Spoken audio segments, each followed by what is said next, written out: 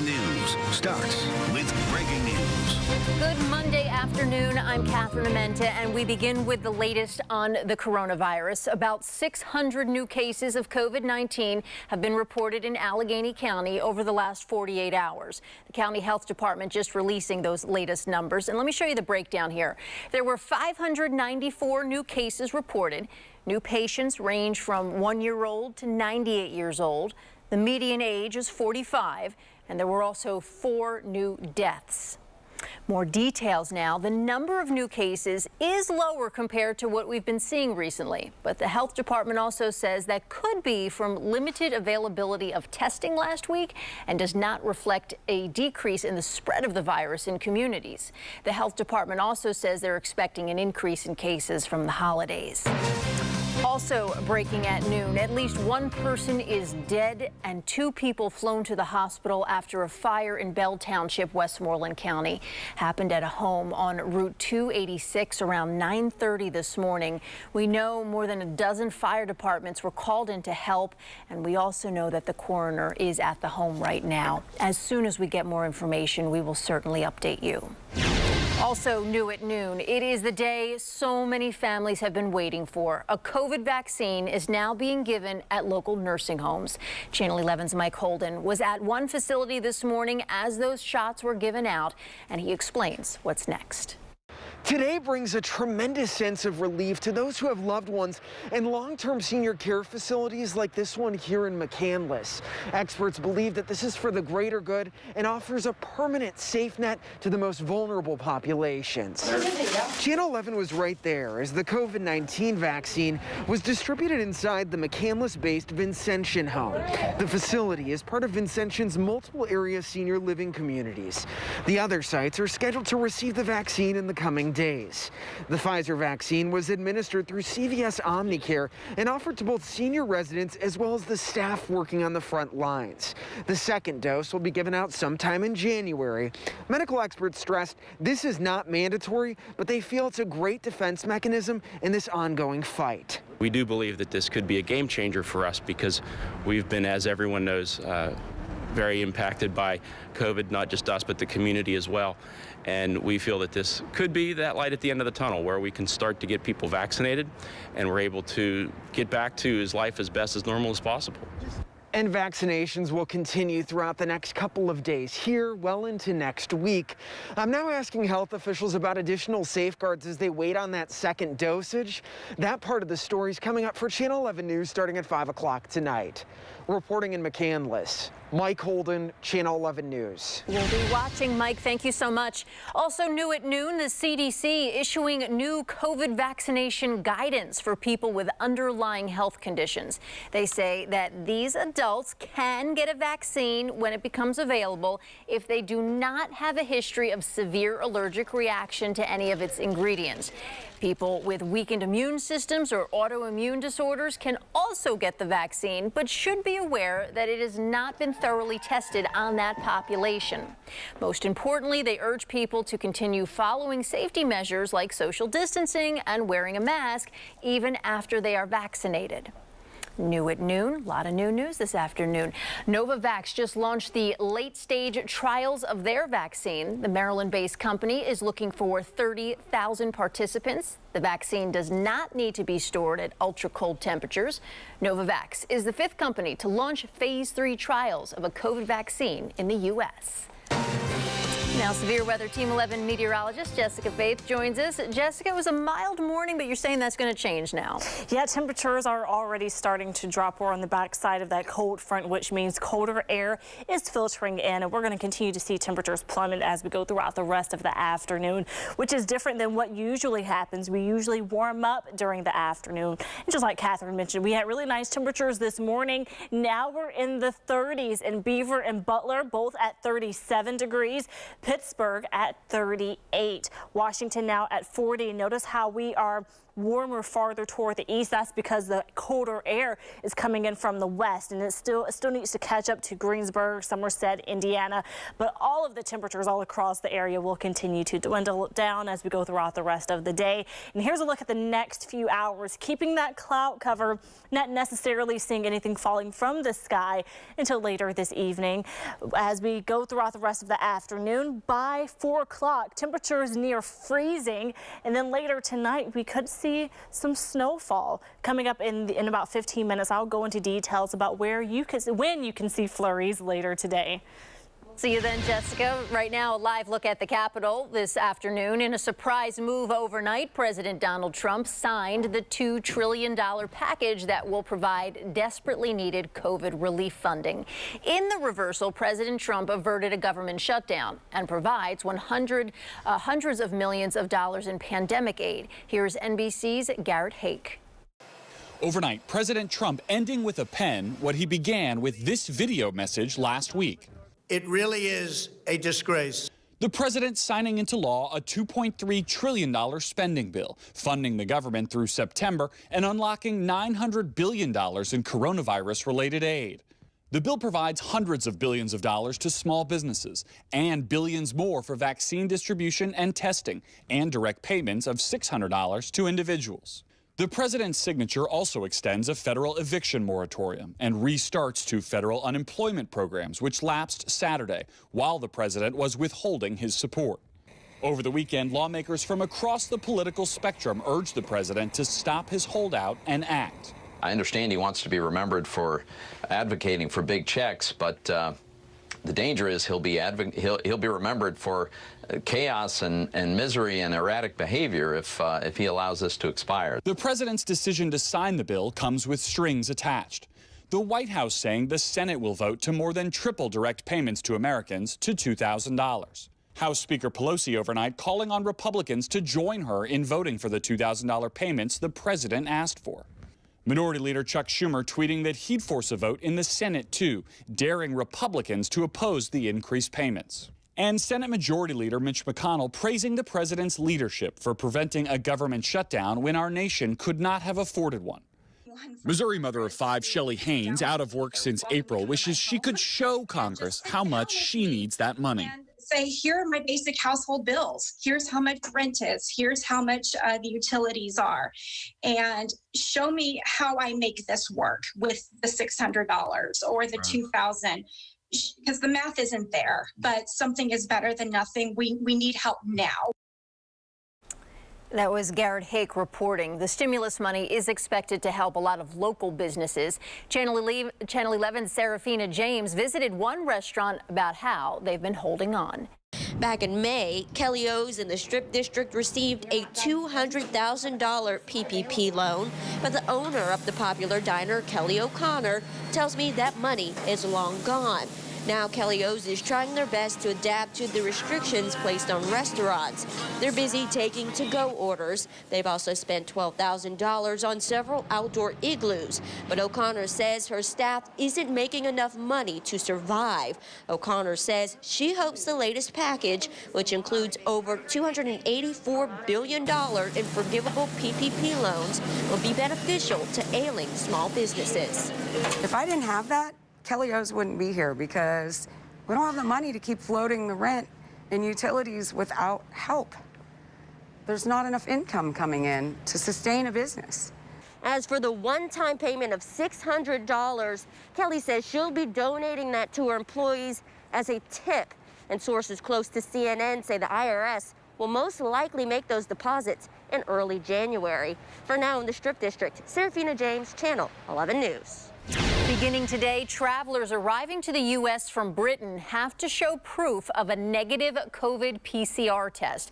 Countries around the world are shutting their borders to the U.K. after a more contagious COVID strain popped up. Now, there's no evidence it's in Pennsylvania, but state leaders say they're working with the CDC to watch for it. France confirmed their first case of the new strain over the weekend. So far, there is no proof it's any more deadly.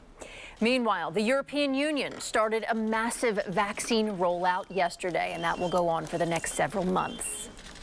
Shifting gears now, just days after Nashville was rocked by this massive explosion on Christmas morning. Police say this man is responsible. Investigators say he died in the blast and acted alone. Still a lot of questions for a city left reeling. But this afternoon, we're learning one of the tools police use to connect the dots. NBC's Morgan Chesky explains. Here in Nashville, a sigh of relief as the conclusion has named the man responsible, but also the tough realization that recovery here will take months, if not longer. Authorities say 63-year-old Anthony Quinn Warner, an IT worker, died in this explosion and likely acted alone, but they are still trying to figure out his motive. Two key pieces of evidence led authorities to their man in this case, the first being a tissue sample recovered at the bombing site that was then matched to another piece of evidence belonging to Warner, and the second, a Google Street View image showing the RV in question parked outside of a home belonging to Warner in a Nashville suburb. Now today, here in the downtown area, authorities are slowly closing their perimeter in tighter to that blast site, hopefully letting residents and business owners get a chance to see the damage firsthand. Morgan Chesky, NBC News, Nashville. A woman could face charges after this SWAT situation in Highland Park. Police say they were serving a protection from abuse order to a woman on Baywood Street last night when she barricaded herself inside and started throwing things at officers. A SWAT team was called in and she was arrested. We're also working to get an update on the search for Kobe Francis. He has been on the run for a week now after police say he shot an officer. Surveillance video shows that McKeesport officer getting shot when he opened the back door of his cruiser. Very lucky to be alive. Moments later, you saw Francis get out and run off in handcuffs. Over the weekend, police charged 4 people with helping Francis. According to the police paperwork, they were seen on surveillance video with Francis after the shooting. New details about a fire in Avalon. The Red Cross is helping 3 adults. You can see it was a bad fire. The family was inside, but thank goodness made it out safely. We were following this as breaking news yesterday morning. The call came in just before 6 on Marie Avenue. According to our partners at the Trib, firefighters had a hard time with this because of the cold temperatures, and there were a lot of materials inside the home, too. Fireworks are a popular way to ring in the new year. Why safety experts say you need to be extra careful this year. And the gifts have been given, and now it's time, well, to return some. How the pandemic is changing yet another annual tradition.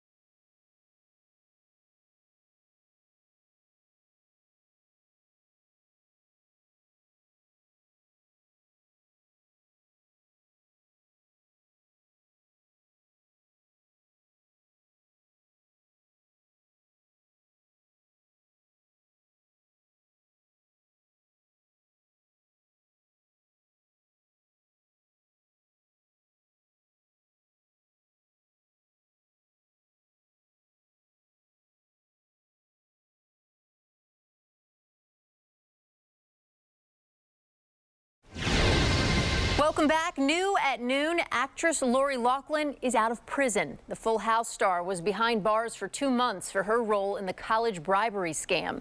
She and her husband were caught up in the scandal where more than 50 parents bribed universities to get their kids into school. She's expected to complete now 100 hours of community service.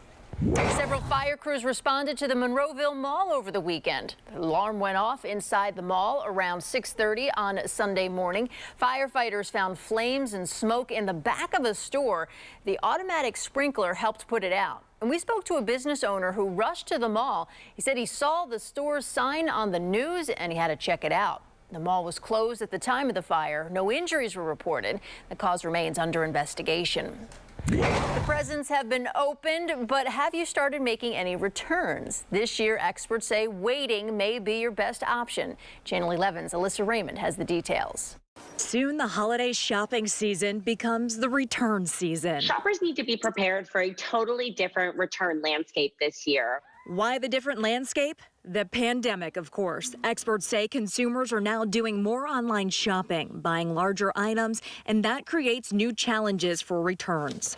Those purchases that you purchased end up getting returned, and the holiday return ratio is actually much higher than traditional. And e-commerce returns is even higher because people bracket and buy a product that they end up trying in their home and returning. Maybe they'll buy 5 or 6 of the same color or size and return all of them except one just to see what fits them.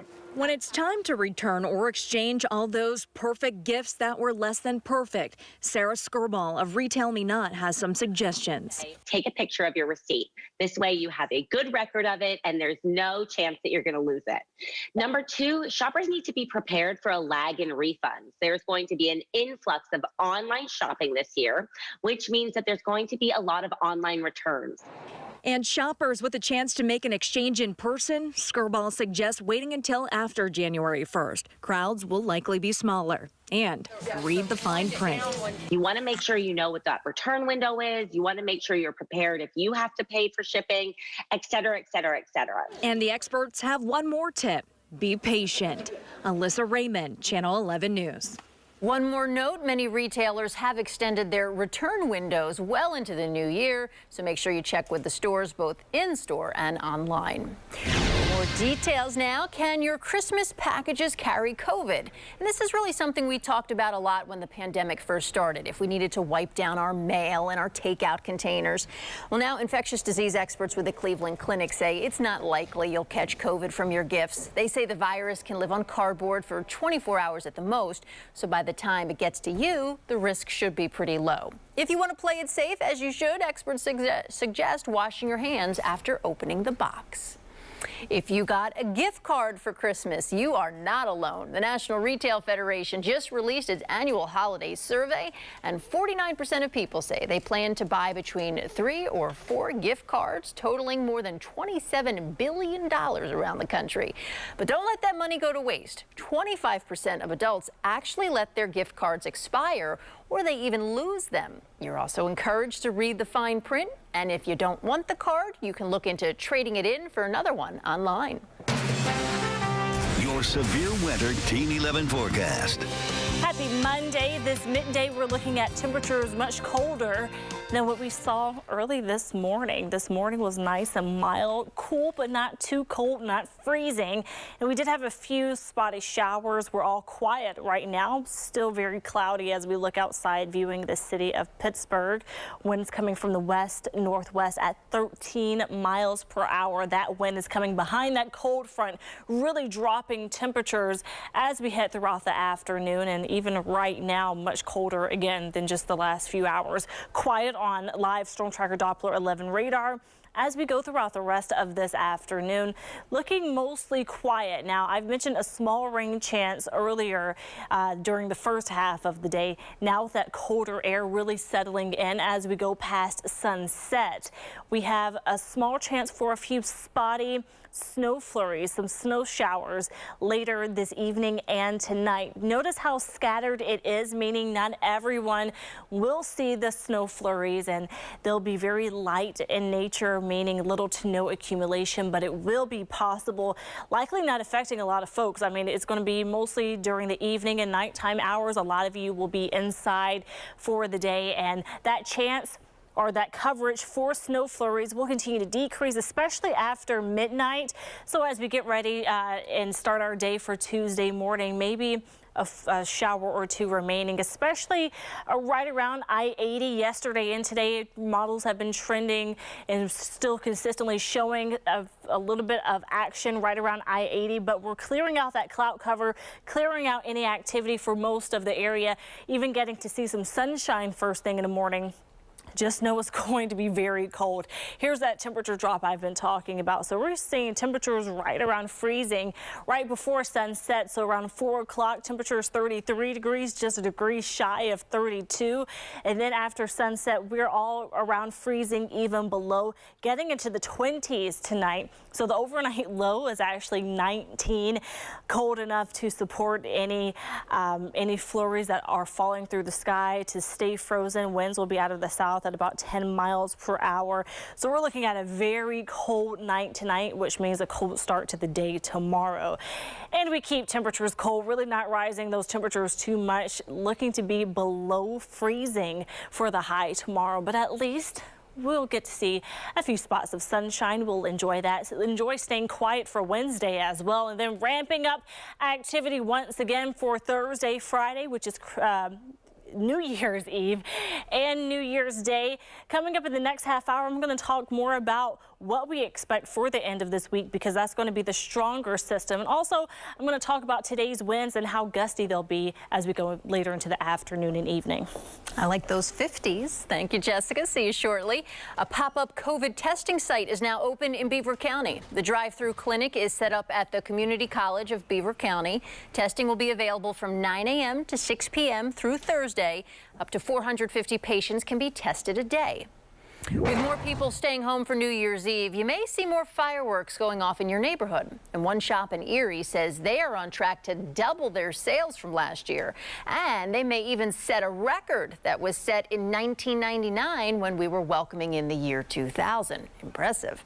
And remember, please be safe, especially this year. If you're using all that hand sanitizer for COVID, you could get burned. So experts say please wear gloves. PPE popping up in local waterways, but it doesn't have to be like this. How you can help cut down on the littering. And a young girl's desire to give back is helping local families. Stay with us.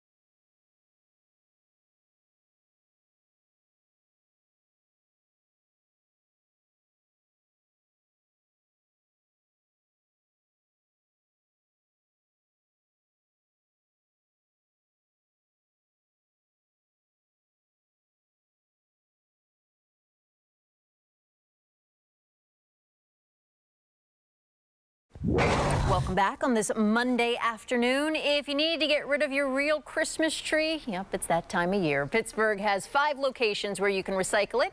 We're going to put the list right here on your screen. There are fewer locations this year because of the pandemic. The program runs through January 26th. Last year, the city recycled more than 100 tons of trees. Meanwhile, Allegheny County's Christmas tree recycling continues today. They have 9 drop-off locations at county parks. It's free, and don't forget, you have to take everything off, even the tinsel, and they ask that you remove all those lights and decorations and the stand. To see the list again, we have it at WPXI.com. You've probably seen disposable masks on the sidewalk or maybe lately mixed in with the snow. Officials say it's becoming a messy problem. Officials at Allegheny Clearways says that volunteers are finding it more and more, and actually the biggest risk is to wildlife. It makes its way to the river.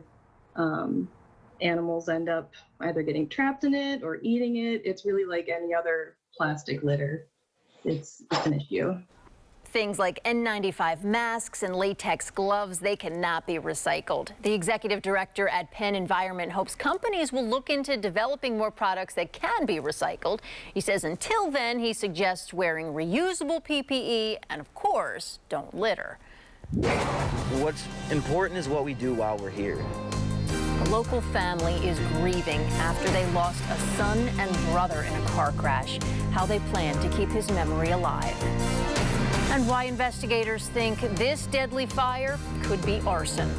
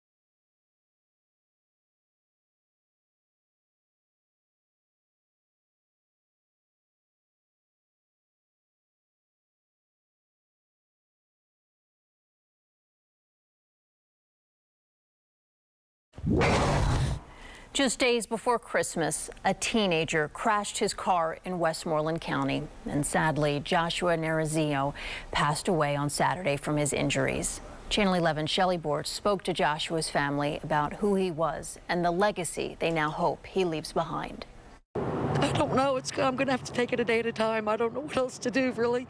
You know, I don't think it's completely sunk in yet. It wasn't the Christmas Leanne Gorell had planned.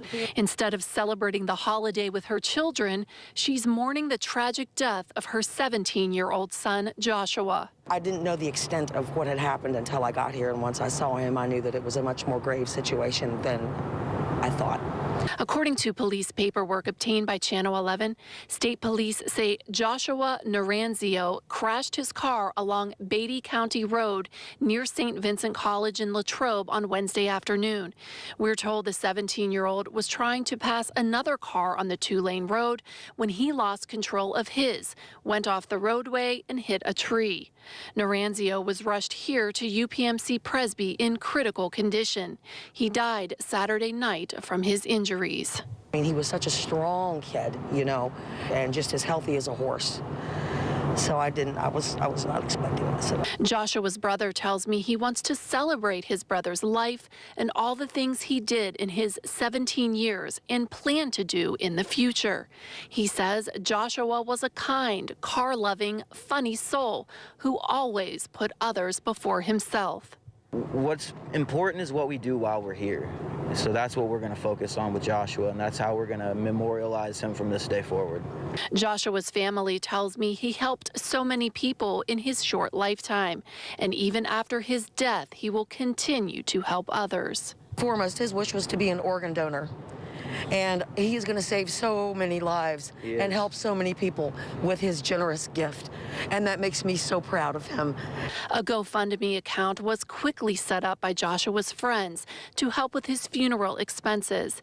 In just a short time, the account has almost reached its goal of $10,000. Joshua was young. We didn't have a life insurance policy for him. And there are expenses when everybody goes, and we weren't prepared for that. I would like to thank each and every one of you. Thank you from the bottom of my heart. For every everybody. cent. Shelley Bortz, Channel 11 News. If you would like to help the Naranzio family, we have a link to Joshua's GoFundMe page on our website, WPXI.com. And our thoughts are certainly with them. Butler County Community College creating a scholarship to honor a former student killed along a Nashville highway. The Caitlin Kaufman Scholarship will help second-year nursing students. Kaufman was working as a nurse in Nashville, living out her dream when she was shot and killed on her way to work. 21-year-old Devontae Hill now faces charges in her murder.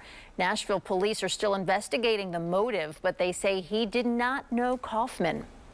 A Nashville-based clothing company is selling shirts to raise money for those impacted by the Nashville bombing.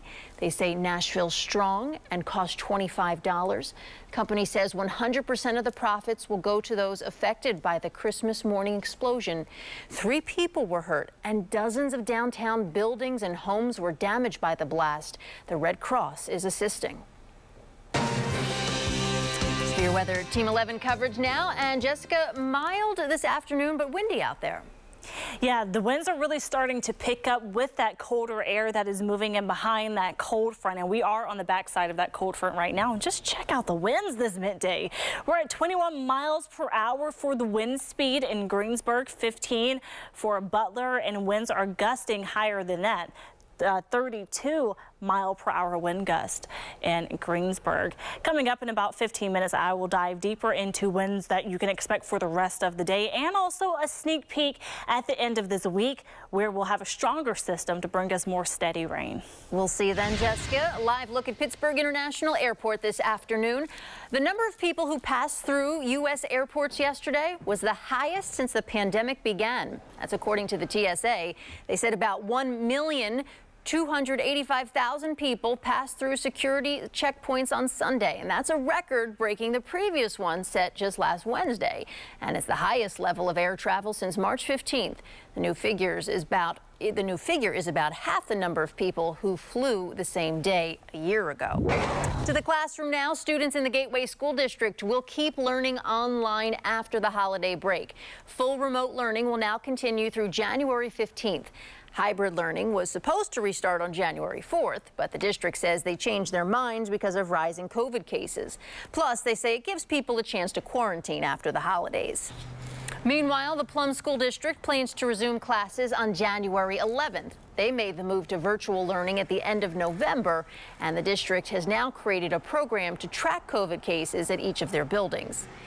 This year certainly has had its challenges. That's an understatement. But one little girl is turning those challenges into her new mission. Here's Channel 11 anchor Jennifer Tomazik.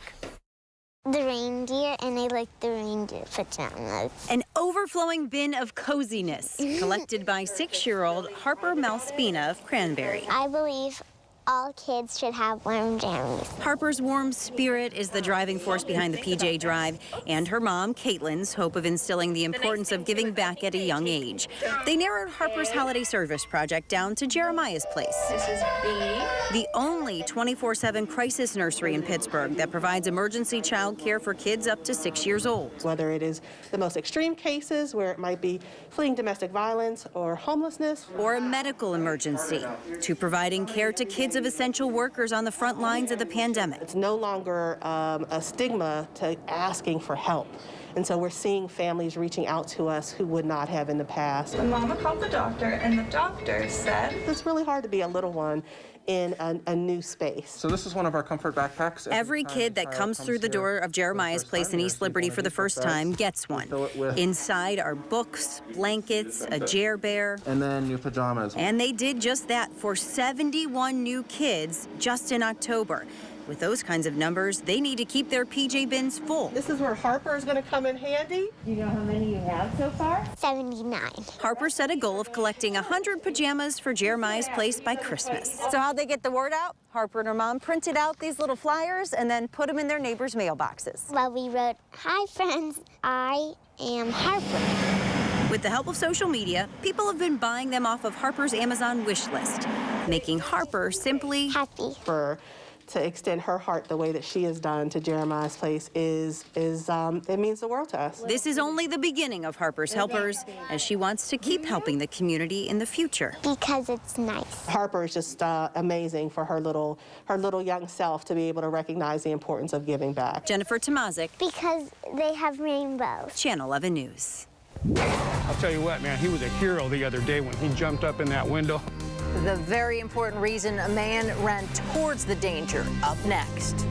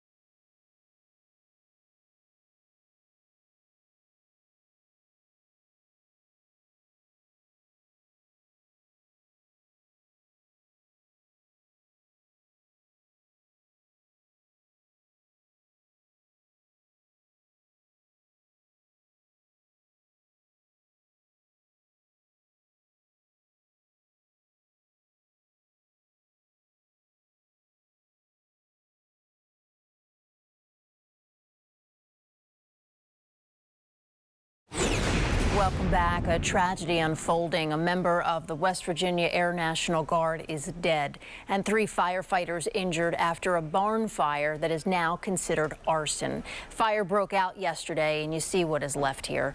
Officials say the Mayday call was sent out a short time after the firefighters got to the scene, and that's when they called in the National Guard.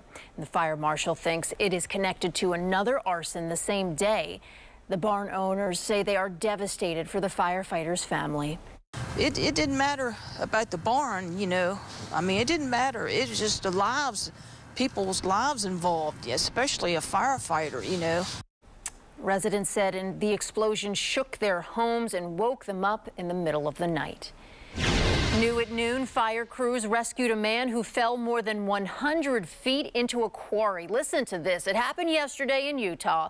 The man was hiking about 4 in the morning when he slipped and dropped 10 stories. Can you imagine? Are you sweating yet? Look at this. He landed on a ledge and lost his phone. Thank goodness he had a flashlight and he was able to get someone's attention. But it took 5 hours of him yelling, and somebody finally saw the light and they called 911. That man is expected to be okay. Jessica needs to sit down after that. A new nationwide program is working to find dangerous railroad crossings and make them safer. The Federal Railroad Administration is looking to get their program off the ground in the next 14 months. Pennsylvania already receives more than $7 million a year for these kinds of improvements, and they say any new guidance shouldn't be a problem. One of the largest projects over the next few years will be the New Kensington area, which has about 16 crossings. Love and money. Separately, they're great, but you put the two together and you could have problems. How to stop those issues before they start. Unless the loved one's giving me the money. And we have a lot of changes coming today, including falling temperatures, flurries, but bigger changes at the end of this week. I'm going to break down the details coming up after the break.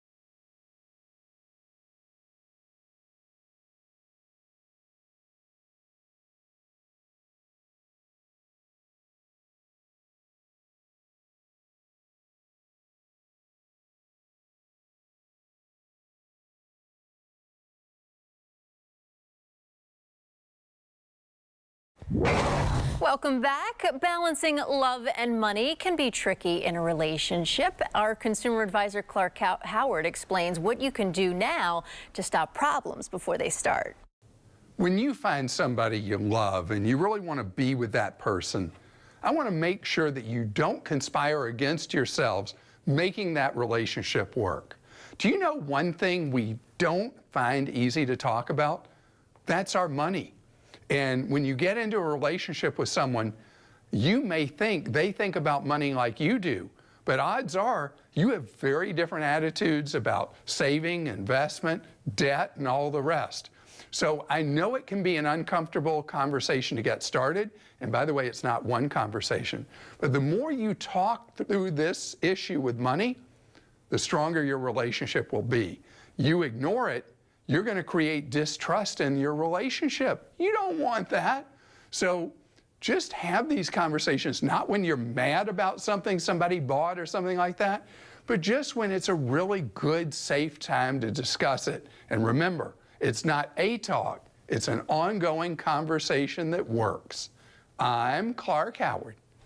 And it always helps to start with a box of chocolates. But 2020 is nearly over. Have you checked your insurance policies for next year? A lot of home improvements were done during the pandemic. So if you upgraded your flooring or you added square footage, maybe you put in a pool, you need to maybe increase your coverage. And if you stopped commuting every day, that should lower your car insurance premium. A new study from Bankrate found that nearly half of those surveyed with homeowners insurance and a third with auto insurance never reviewed their policies this year. Check it out. You could save a few bucks. We have a recall to tell you about. GlaxoSmithKline is recalling 5 brands of Excedrin because the bottles may have a hole in the bottom, and that means children could get into the pills. The products are listed on your screen. They contain aspirin and acetaminophen, which have to be in child-resistant packaging. Contact the company for information on how to get a refund. The recall impacts more than 430,000 bottles.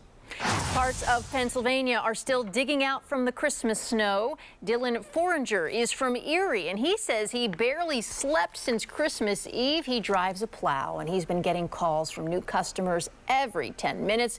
But in the spirit of the season, he says he's happy to help out. For inconvenience of everybody, but I mean, great for people like me that, you know, are out here and, you know, using it to earn income throughout the winter. And that income might keep coming. Meteorologists in Erie say more snow could coat the roads. Your severe winter Team 11 forecast. We have so much colder air moving in this midday, and that's going to keep coming as we go later into the afternoon and evening hours. So today's high was actually seen this morning. Temperatures will continue to fall. Already starting to see that colder air in Beaver and Butler, even in Pittsburgh, looking at temperatures in the upper 30s. Not really have reached Greensburg just yet, but it's coming. Greensburg right now at 46 degrees. So that colder air coming in from the northwest toward the southeast, and you'll see temperatures fall even by this afternoon, 4 o'clock, right before sunset. We'll have temperatures close to the freezing mark and below freezing later this evening, especially tonight by 10 o'clock. We could be in the upper 20s. And also this evening, some remaining moisture in the air could be falling as flurries, very spotty, which means most of us won't see anything, little to no accumulation with those flurries.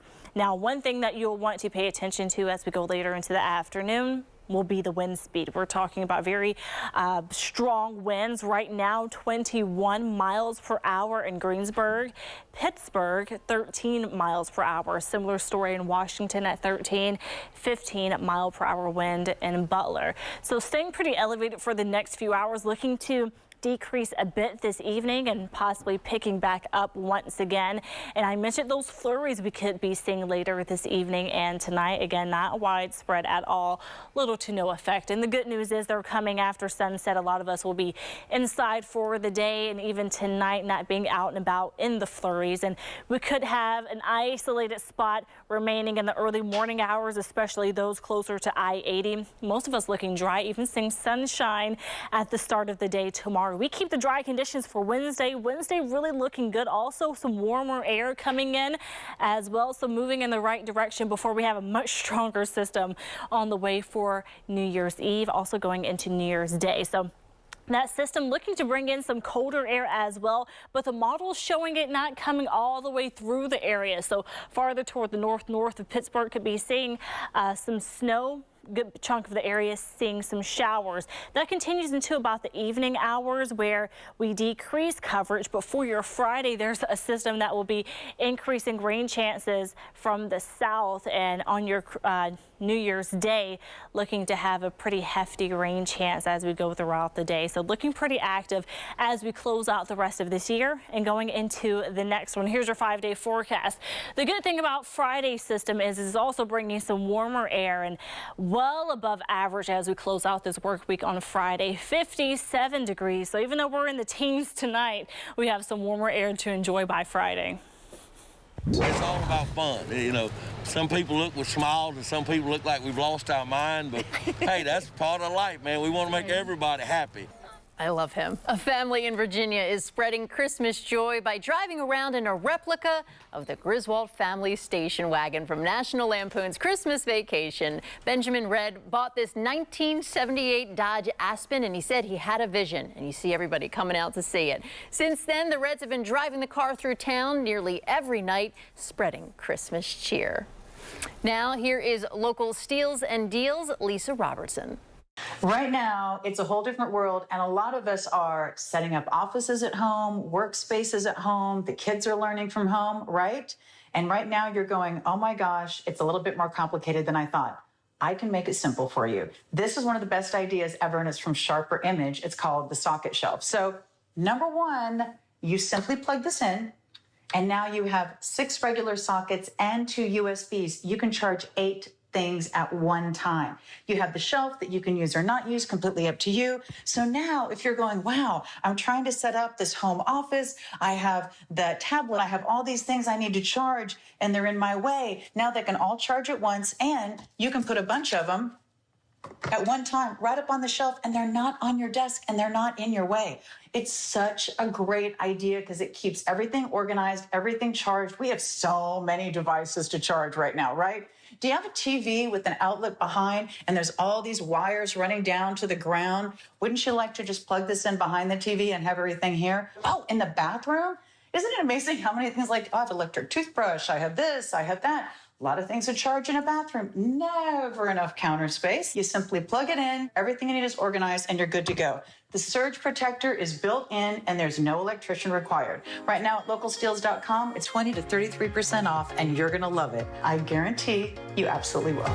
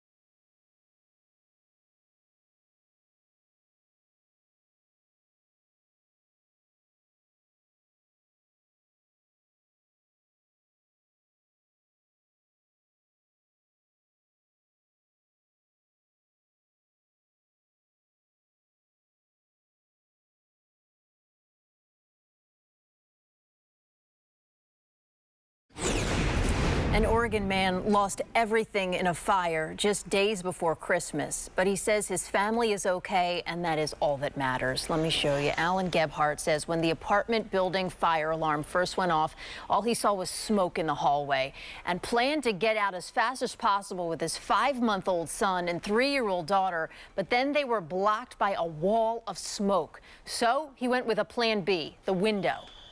She was hanging out the window, and I climbed on top of her to be able to get down. I thought she was going to fall, honestly. I really did. I climbed on top of her, over her, as she was hanging down, and I got down to there, jumped down to here, and that's when the firemen and I worked together, and she dropped in our arms. Incredible. Everybody got out safely, including his cat and dog. Quick thinking there. Finally, this afternoon, a surprise donation during the Greensburg Salvation Army Red Kettle campaign. They found a rare coin worth nearly $2,000. Check it out. Workers were sorting through donations, and they found a solid gold Canadian coin bearing the face of Queen Elizabeth. It's from 1992 and worth at least $1,700. Officials don't know who donated the coin, a Christmas mystery. That's all for Channel 11 News at noon. Our next newscast is tonight at 5. You can get breaking news updates anytime on our streaming apps. Just search WPXI on Apple TV, Roku, or Amazon Fire. Have a great day, and we'll see you tomorrow morning at 4:30.